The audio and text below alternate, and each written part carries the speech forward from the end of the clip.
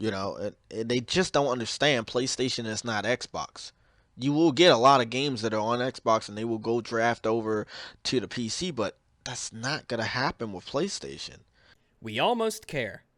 Of course, you should know that there's a reason why Microsoft is doing that. They're trying to unify the PC and the Xbox. They're trying to bring the experience all into one, yada, yada, yada, buzzword PR bullshit. No, no, no, no. Microsoft has a vested interest in selling games to the PC in order to bolster the growth of Windows 10, the harmony of their systems, the harmony of the oneness that is the namesake of the Xbox One.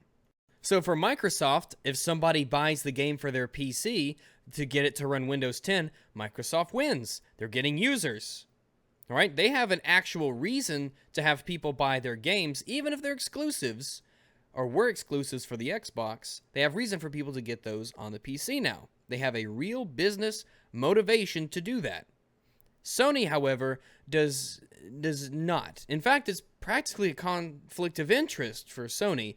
Sony's only advantage for people buying what was supposed to be a Sony exclusive on their PCs is no, they don't really have a reason, actually. I mean, if somebody buys a game on a PC instead of a PlayStation 4, then Sony loses out.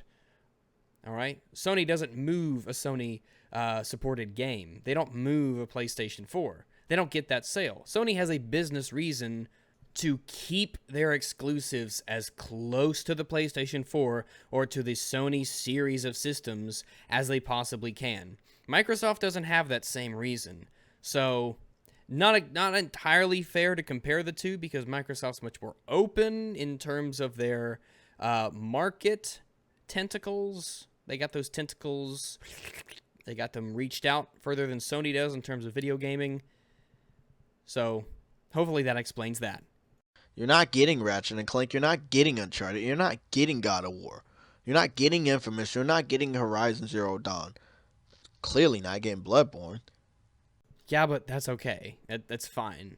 We've got enough exclusives. We have more exclusives than any of us could possibly ever play. I don't have any interest at all in any of those three games.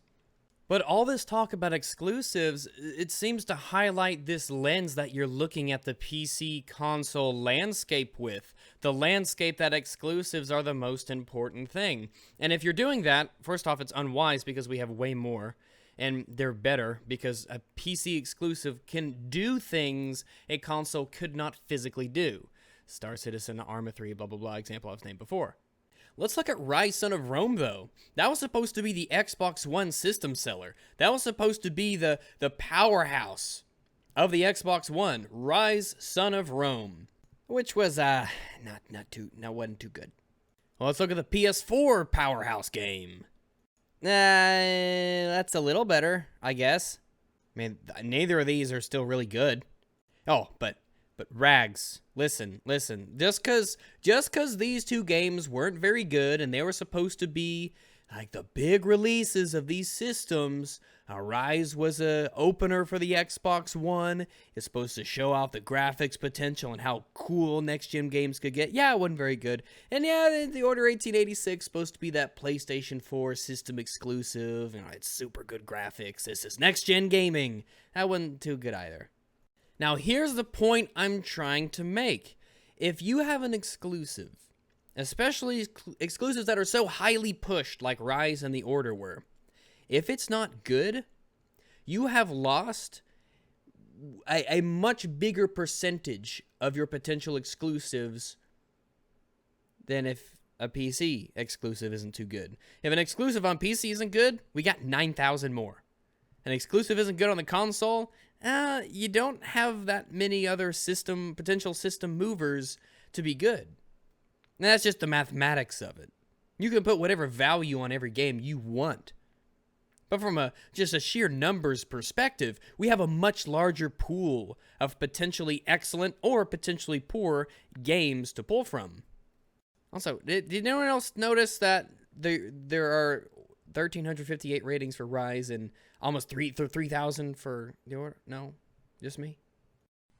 So once again, the PS4 is only $350. The PS Vita, you can pick that up for only $200.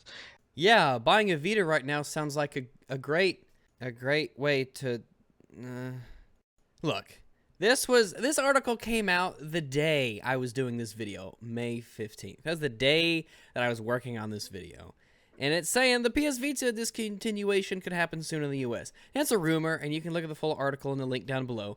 But listen, the simple fact that there is a rumor floating around that a system could be discontinued should in and of itself be very, very worrying for a PS Vita owner. Just the fact that there are legitimate reasons why people would think that the Vita is going to be discontinued in the US, that should raise some red flags. And of course, if it turns out the rumor is true, then obviously maybe it's not the best time to buy a Vita. So maybe I wouldn't personally be recommending to people that they buy a system that risks being discontinued soon. But I mean, if you want to risk that to the people who watch your videos, I mean, you go ahead, man. It's your video. I mean, if my head wasn't buried in the sand, I would be telling people to maybe not buy a game that risks discontinuation and instead just get a PC which is not by any stretch of the imagination going anywhere. That's what I'd be doing. So, yeah. Buy a PC. And I saw a PS3 in Japan. Sorry, I said Japan. In GameStop, sorry. For low as I believe 150. You go to GameStop. Why would you tell people to buy a PlayStation 3? Again, you're saying buy a Vita, it could be discontinued, but buy one. Buy a PlayStation 3, it's not being supported anymore and it's like 10 years old. Hell, buy a GameCube. I mean, they're really old and I mean, they don't make games for it and it's relatively ancient. But I mean, buy a GameCube. Buy an N64. Actually, you probably should buy an N64. That was pretty dope. GameStop is selling PS3s $150 to $200, compared to new or used. I could probably actually get them cheaper on Craigslist though. Let me go take a look. Sweet, dude selling his 360 and his PS3 for $200. He's got Halo 4 in there. He's got, Fallout New Vegas. Here's one for $120. Ooh, Dead Space 2, that's a good game. He's got 2 controllers. Sweet. So I'm not understanding. You guys pay way more than all of that shit combined for a graphics card. Wait. Pay more than what combined? You haven't named things for us to combine. But let's get all hypothetical. Let's say you mean combining all the years of Xbox Live that PC gamers have never had to pay for because that's a scam made to make money that you shouldn't be paying. But, you have paid it in the past, so they'll charge you and you'll keep paying it. Let's be generous and say it's $50 a year. Over the lifespan of the Xbox 360, that's $500. PlayStation Plus, let's say you've been paying that ever since the inception of the PlayStation 4. Well, we're on our way to the 3rd year, so that's $100 right there. Oh, and before anyone says anything, you don't get free games with either of these subscriptions. If you have to pay for the subscription to get the games, they're not free. Or maybe you mean the combined total of the price of games. Games like Doom, which I bought on May the 14th for $32. Like, legit, G2A, it's an amazing thing. Every PC gamer should know about it. You guys were paying $60 the same day for the same well, it's an inferior product on the console. But same day, you guys paid $28 more. $28 more. I got almost half off for a better, superior version of the game. No, that's right. You go to GameStop, which means you also have to pay sales tax on it. Tack another $6 on. That's 10% sales tax. Just throwing that out there, extra $6. You paid $66. I paid $32. Just saying. We buy the game the same day. We pay $28 less. We get the better product. We pay $28 less. No sales tax. We pay $28 less. We don't have to go to the store. $28 less. So is that what we're supposed to combine? Oh, are we supposed to combine the cost of repairs? If your PlayStation 4 stops working, you're screwed. You're screwed. You gotta buy a whole new one. You gotta send it off to the company, and maybe weeks before you get it back, if your warranty is still good. Something breaks for us, we just take it out, get a new one. Could be just a fan. $10. It's nothing. Our entire hobby is not going to grind to a stop because one thing doesn't work.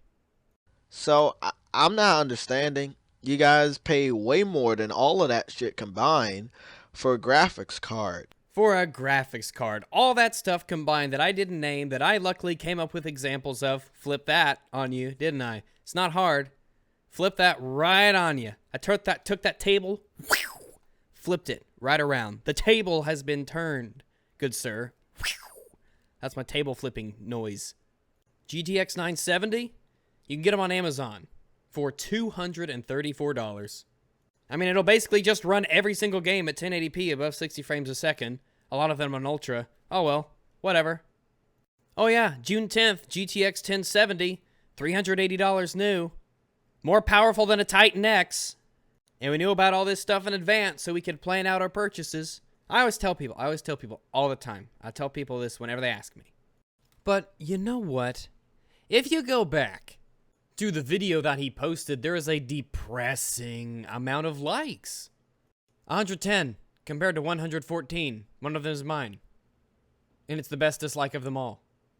I was confused at how many likes there were. I mean, how do half the people who have watched this video give him a thumbs up?